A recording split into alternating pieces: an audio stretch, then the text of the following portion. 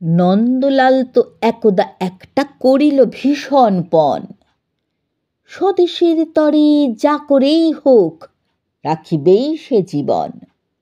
সকলে বলিল, আহা আহা করো কি নন্দলাল। নন্দ বলিল, বসিয়া বসিয়া রহিব কি চিরকাল। আমি না করিলে কে করিবে আর উদ্ধার এই দেশ। তখন সকলে বলিল, বাহবা বাহবা বাহবা বেশ।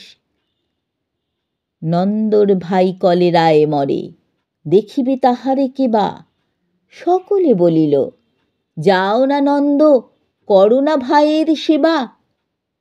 নন্দ বলিল, ভাইয়ের জন্য জীবনটা যদি দিই, না হয় দিলাম, কিন্তু অভাগা দেশের হইবে কি। বাঁচাটা আমার অতি দরকার, ভেবে দেখি চারিদিক। তখন সকলে বলিল, হাঁ হাঁ হাঁ, তা বটে ঠিক।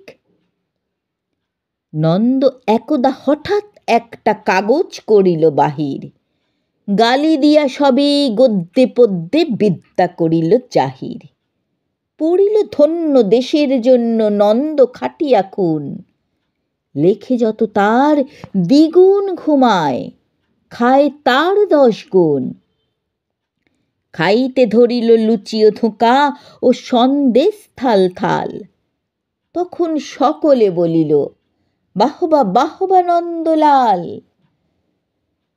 নন্দ একদা কাগজেতে এক সাহেবকে দেয় গালি। সাহেব আসিয়া গলাটি তাহার টিপিয়া ধরিল খালি। নন্দ বলিল, আহা আহা করো কি ছাড়ো না ভাই। কি হবে দেশের গলা টিপুনিতে আমি যদি মারা যাই। বলো কবি ঘত, নাকে দিব খত, যা বলো করিব তাহা। তখন সকলে বলিল, বাহবা বাহবা বাহবা বাহা। নন্দ বাড়ির হতো না বাহির, কোথা কি ঘটে কি জানি। চড়িত না গাড়ি, কি জানি কখন উল্টায় গাড়িখানি।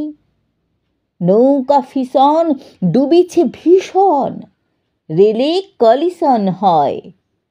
হাঁটিতে সর্প কুকুর, আর গাড়ি চাপা পড়া ভয়। তাই শুয়ে শুয়ে কষ্টে বাঁচিয়ে রহিল নন্দলাল। সকলে বলিল, ভালো রে নন্দ, বেঁচে থাক চিরকাল।